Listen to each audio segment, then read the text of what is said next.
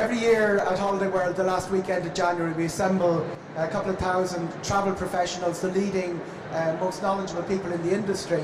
They all arrive in Dublin. They love the Irish travelling public, as you heard Chris say, because we tend to be knowledgeable and we tend to have hard questions, and we tend to know our product and know a lot about travel before we approach our stands.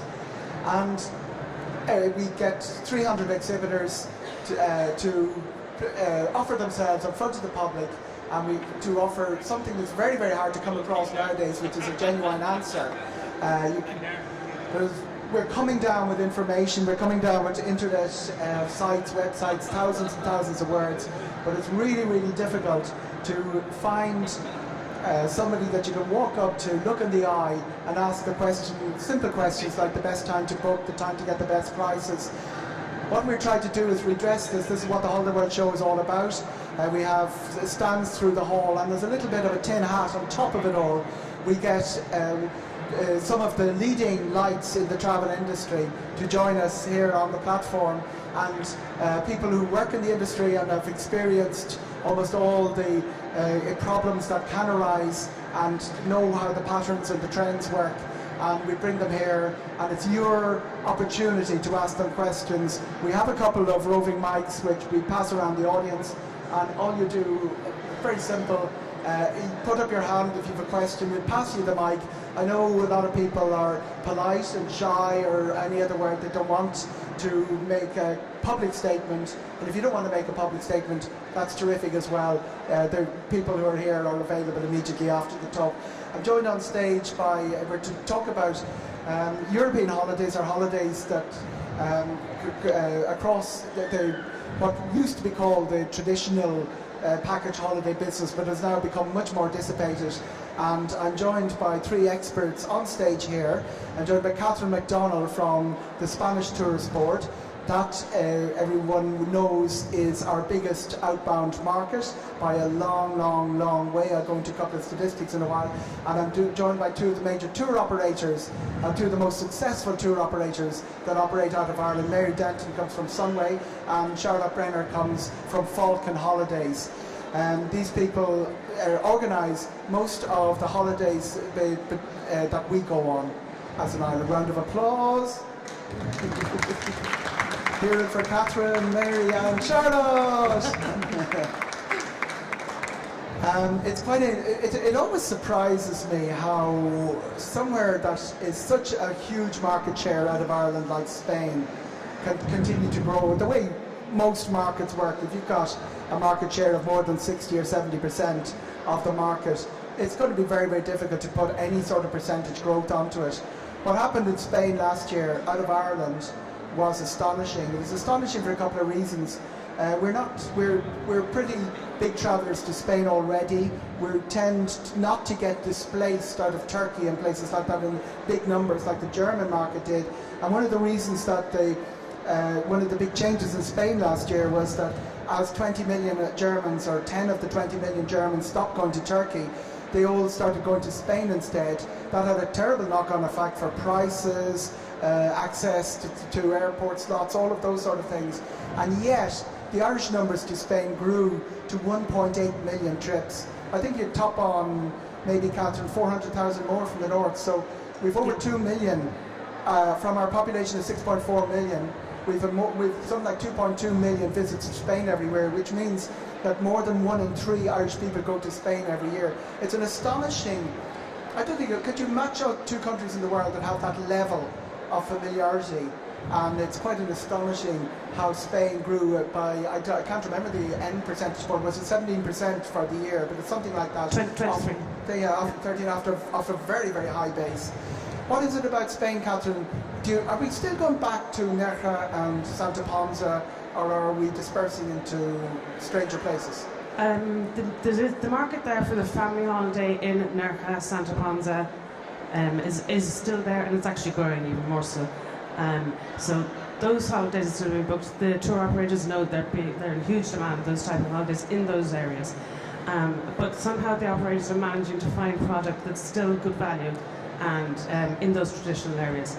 From a tourist board point of view, we are encouraging the market to look further than the traditional resorts, because there's a lot more to see in the rest of Spain. And we're seeing a good interest now in the northern parts of Spain. And the airlines are corresponding or responding with great connectivity with new air routes. Mary, is it all about bucket and spade? No, not really. I suppose we're seeing a big increase in Spain, obviously. You know, the popular destinations like Mallorca, Costa del Sol that you mentioned are still always going to be very popular, but now we've introduced some like city breaks as well. So, but people are going to destinations where they can do a little bit more than just sit at the beach, you know, with the children or whatever. They want to go somewhere that's a bit interesting, that there's a city like Palma, somewhere that they can kind of do some shopping.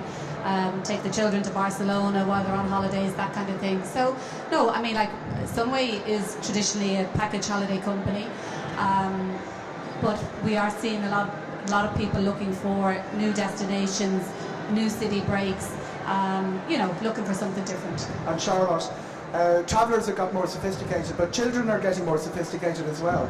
It really is. It's a big challenge to get that family holiday right, isn't it? It is, but I think one of the good things about Spain is that all the resorts are reinventing themselves, so they're constantly reinvesting. If you look out on the stands and you see Costa Dorada and the new Ferrari park is opening in April, so Portaventura is constantly evolving. So these destinations are constantly changing and reinvesting back in and bring them on, particularly for the family market.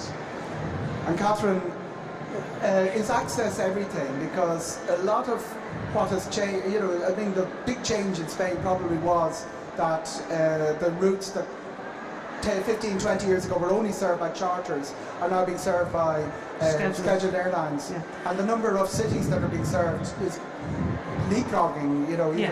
What did we add? We added Vigo last year, I think. We have Vigo started last year, and it's back on again this summer. Basically what I've seen from the routes, they've all extended capacity pretty much, and they've all and frequency. So we have about 30 destinations or airports or routes between the Irish airports and the Spanish airports, which is about 18 different airports around the country. Is access everything? It is extremely important, yeah. Most people don't like to travel more than 2 hours maximum than the airport they land in. So it is important. So the airlines are looking at new airports, new routes. For example, I know one of them is talking about Jerez. That might happen this year, but it probably will come online next year. Almeria has been brought back on as well, because that's another sun and beach option, also good value. So the airlines and the tour operators are constantly scanning to see where they could put in new routes. Or, Mary, is the charter no longer relevant? Is it only to top up capacity from schedules, or do tour operators still seek out places they can charter specifically to? Absolutely. I mean, take Costa Dorada, you can fly. Directives for Charles as well. Yeah, I mean, Costa Dorada with Salou, we have a charter flight into Reyes, which is only a 15-20 minute transfer, whereas if you fly into Barcelona with Aer Lingus or Ryanair, you're going to have an hour. Yeah, it's a long transfer time. So, you know, there's no point putting on destinations and then, like Kathryn said, having a 2 hour or an hour and a half transfer time can turn people off going. And that's accessibility is really important with kids. Yeah, yeah. So no, I think, I mean, for us, we're growing charters. You're growing charters? Yeah, our charters, yeah. We've introduced, as I said, Salou, Sardinia in Italy. So we're constantly looking at that. There's more flexibility with your charters than anything else, yeah. And Charlotte, same question. Charter, people, you know, so there was a perception that, the pendulum was swinging away from charter. Is it going to swing back, or how is it? Well, we have a based aircraft at Dublin Airport and one at Belfast, so we have the based aircraft that we're rotating throughout the summer, and then where we layer on our capacity then is when we can utilise other airlines' capacity to get into routes that we don't use on our charter flight. I suppose the big thing for us is because we're a vertically integrated company, we own the aircraft, we own the hotels. When we get down into resorts, we've got the enormous, I suppose, variety from our group perspective. So if there's somewhere like, say, for Croatia, for example, that we have hotels in Croatia now, you can actually get there with Falcon and Thompson through using Aer Lingus flight, for example, but you can stay in our hotels. So when the Russians book all the beds, you'll still have beds? So we still have all the beds. And tell me about regional airports, because that's something that a lot of people forget. Those of us based around the city, it's really important to people's lives to go directly from Knock. So we're very committed to the region, so Dublin, Cork, Shannon and Ireland West Airport. So we've committed again to Ireland West Airport for the summer. So Costa Dorada, and Costa Dorada is actually Costa Dorada and Lanzarote have always been vying for number 2 out of Ireland. I think Costa Dorada is actually going to go for it this year and make the number 2 slot. Yeah. And Mary, same question in the regions. Yeah, we don't operate out of Knock, but we do Dublin, Cork and Shannon. Dublin, Cork, Shannon. Yeah, so and they're actually, Shannon's doing really well this year, as is Cork, and we're looking at extra capacity on both of those airports as well. Point to point, Kathryn, you've got flights popping up like Iberia Express into Cork, things like that. Not everything has to come through Dublin, is that? No, that's right.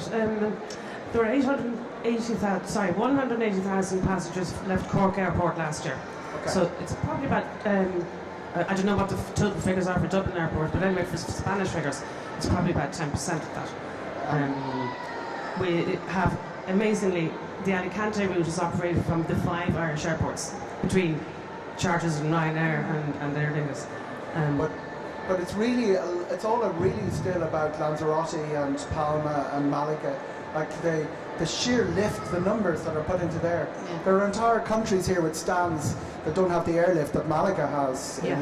To give an example to people who, most of you probably know this, the transatlantic aircraft that fly to New York, when they come back into Dublin, they fly down to Malaga and back again with 330 passengers, because the ordinary aircraft aren't big enough for the sheer volume of people going down there. And there are about 7 flights a day during the summer between the 2 companies.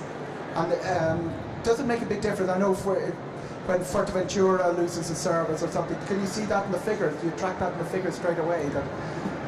Oh, you would, of course, yeah, absolutely. It's essential to the destination to have the direct route coming in. Yeah, that would definitely. And the hierarchy of the Canary Islands, we're huge in terms of volume. Yeah, we're huge in Lanzarote. Lanzarote and Gran Canaria 200,000, Gran Canaria second, Tenerife third, yeah. And Fuerteventura.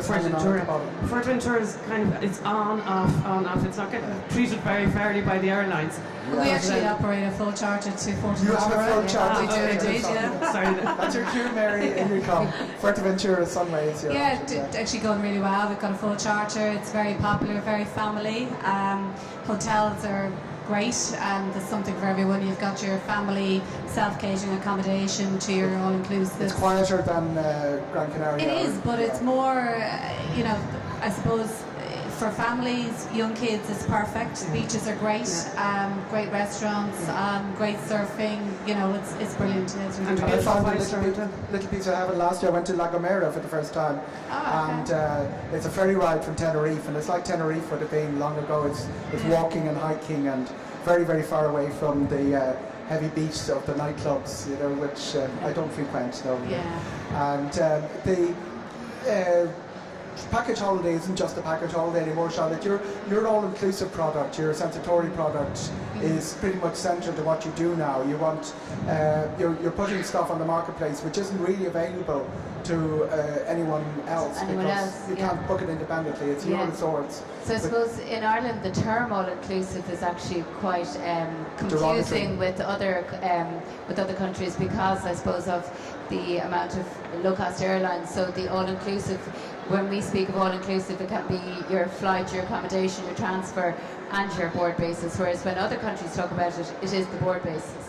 So I suppose we're investing constantly in our hotels. We do have a range of our own exclusive hotels, and within some of them, you're getting your all-inclusive board basis, so you're getting your food, your drinks throughout the day, the entertainment on site, and each one is geared for a different audience. So be it a Sensimar where it's for adults and families, or your Sensimar which is just adults only, and then you have your family orientated ones. So you're separating the children and the adults, basically. Yeah, so the phrase men from the boys, I think. Do we have a question from the audience for any aspect? And remember, we've concentrated very heavily on Spain, but Mary and Charlotte sell right across Europe.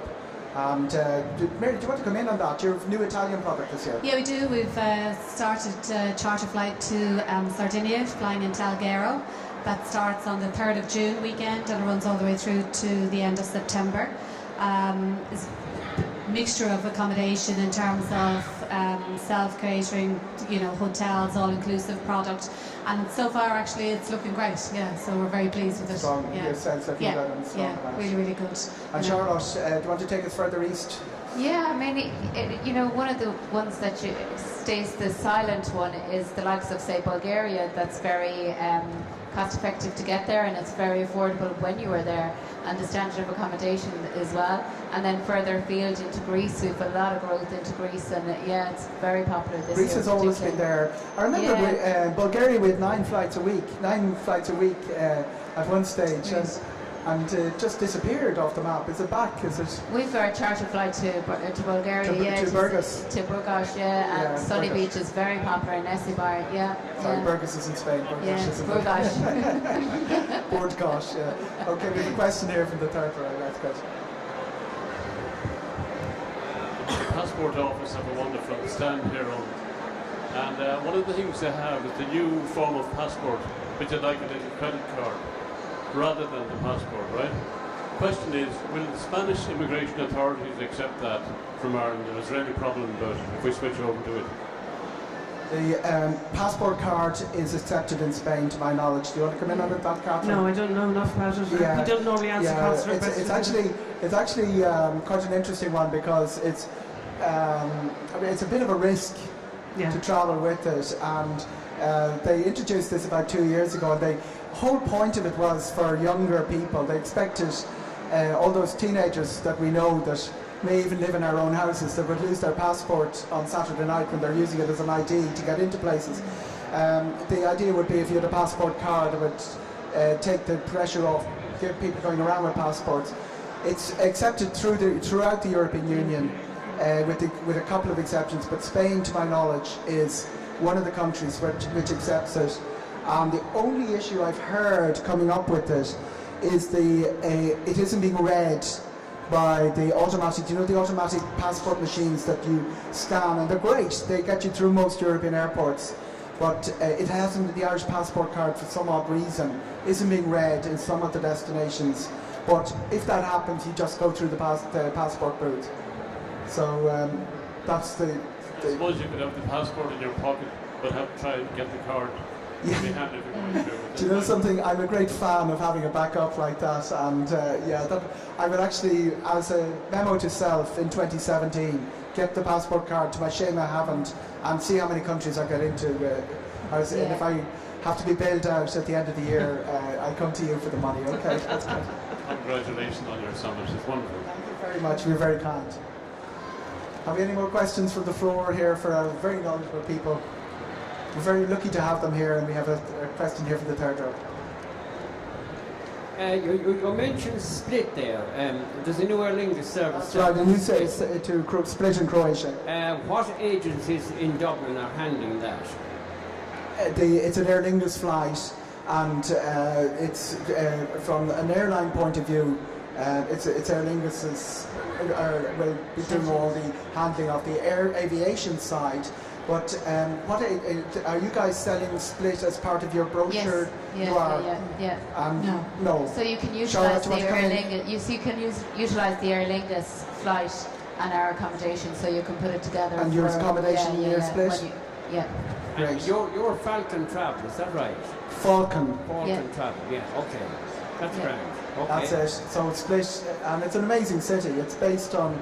It's a modelling of an old Roman emperor's plan, Diocletian's plan, and they built this city as a sort of a reenactment, for want of a better word, of an ancient Roman city. So quite an amazing city. The design and concept of it is really, really interesting place to go. And the other thing I'm really fascinated by is how Croatia has come back. At one stage we were doing, like Bulgaria, we were doing a lot of flights into Croatia, 40,000 people a year, and there was a huge problem around 2005, 2004. Don't know if you're old enough to remember this, Charlotte and Mary, but a lot of the Irish beds got double bought by effectively the Russian market, So Ireland exited Croatia as vastly as we went in, but it has grown again in the last year. It's lovely to see Puglia direct from Dublin and Dubrovnik obviously direct from from Dublin, Belfast and Cork. I think it's Dublin, Belfast, Dublin 2 Better Bus in Belfast, and also Split arriving this summer for Aer Lingus. And I think the prices on Split, because the way routes generally work is the first 12 months of the route tend to be slowed or to sell, like people don't know about it, so it takes a while. So the first 12 months of Split, the first season of Split will be very good value. I'd imagine the same thing was with Vigo. The first season of Vigo. Yeah, exactly. I mean, everyone flies to Santiago de Compostela, but Vigo in the same province, you know. And sorry, when is this starting, the service? The Split service, off the top of my head, I don't know. I suspect it's June, but Aer Lingus are in the hall here. Yeah, okay. Thank you. Have you any? Kathryn, the other great revolution in Spain, and some people don't pay enough heed to it, is when you land in Madrid, you've access to amazing high-speed train services. So places we don't have direct flights to are now an hour and a half or 2 hours out of Madrid. That wouldn't have been the case before that. That's and my understanding is you can get if you book online in advance on the Spanish train network, you can get some really, really good prices. Yes, and there are special packages as well for tourist packages where you could buy 4 tickets to be used over, say, 6 weeks, I think it is. And they work out quite good value. So that's being very heavily encouraged and promoted to the tourists. Yeah, the AVE, it's called the High Speed Network. The AVE. Yeah. And what's the website? We'll find out at the stand. You don't know it off the top of your head, the website. What? The website for... Oh, sorry, I do. Renfe.es. RENFE.es. Renfe.es. Yeah. Now, there's another really important tip from Renfe.es. If you buy your tourist class ticket and then you decide online to upgrade, the upgrade doesn't cost very much, as opposed to walking in the station and buying a first class ticket on the rail. Yeah. But they give you a meal with the upgrade, so you can actually upgrade online. And if you are very good at emptying bottles of Rioja, get the cost of your upgrade back and more while you're travelling on the high speed on the Spanish trains. It's a terrific service, and in places like Granada, that would be, they're not that far away from an airport that we serve, but sometimes the high speed train gets you there quicker. Cordoba is another one. Cordoba, yeah. Malaga. Cordoba. Yeah, sorry. Not Granada. Malaga, Seville, Barcelona, and Valencia, and there are more being built. I mean, more being built. There as are we more speak. being built. Yeah, particularly in north and inland. Yeah. Great. So it's excellent. a great way to travel around the country. Yeah. Right. The pronunciation of Spanish. There are people in the Spanish in tourism industry who've had to relearn how to pronounce their own towns because of the Irish people who visit there. I think everyone could pronounce it as Bella Medina. Oh, that's right. Well, how's it pronounced, Kathryn? Benalmadena. Just a different accent. And the people in Ireland don't know where Bella Madina is, but they know where Bella Medina That's is. right, yeah. Mary, what's about Portugal? I know we have Spain here, but Portugal is Yeah, very, Portugal very will still much be in the very- heart of the action. And Absolutely. Is it all about the Algarve? Is it all about the alcohol? The Algarve. Oh, the alcohol. No, we. I'll ask you the other question. Yeah. No, obviously, well, we have a charter to Algarve, but we've also got flights into Lisbon. So you can visit Lisbon, Cascais, Estoril. Yeah, that coastal area. And it's really beautiful. I mean, like, so you can. It's like having a beach break and a city break as well, and you can do that for a week. You can do it for 5 nights, 10 nights, because we also sell,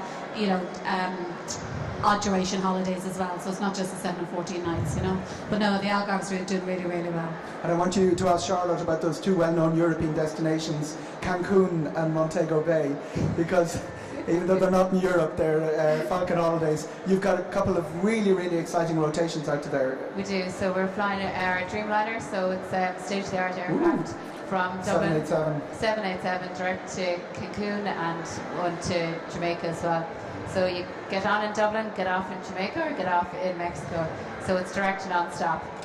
And what dates are you doing those? You probably have sold every seat on them at this stage. It's actually very, very popular, and at the moment, it is booking very well. So you can see that the closer you get, because it's a 2-week duration, it starts to fill up, so you can't leave it to How many rotations? So we have 6 on Mexico and 2 on Jamaica. 6 on Mexico and 2 in Jamaica.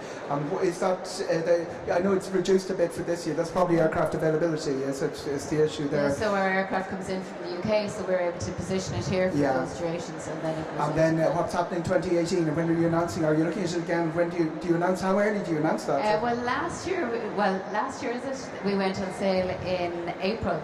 Right. So actually, at the end of April we went. But it's a bit of a fight for the Dreamliner, I presume, is it? Yeah, but the Dreamliner is a beautiful aircraft. I know, but you have to fight against the English to get. No. To get it served out of Ireland. I mean, it was very historic for us to have it here on the ground, and for a charter operation, it's wonderful to bring it to actually everybody, so that it's not just a scheduled airline. So it's a beautiful aircraft when you're on it. So your holiday starts from the moment you step on that aircraft. Kathryn, you've just come off the stand. What are people saying about the 2017 in Spain? And there is, I did ask some of our exhibitors about that. I suppose starting with Salou, which is very popular in the Irish market, Portaventura is opening Ferrari Land, so that's a big deal for older children. There's a World Rally of Championship in Salou, World Rally, and Lanzarote. If you get to Lanzarote, they have a really unusual underground gallery or museum made of stone statues built in the sea. So I think you dive down into it. I'm not too sure, but excellent. It sounds very interesting. Yeah. And Mary, Sunway for 2017, what's going well for you guys? Salou is selling very well. I know we're all saying the same thing here, but that's really been helped by Portaventura World, which is absolutely brilliant.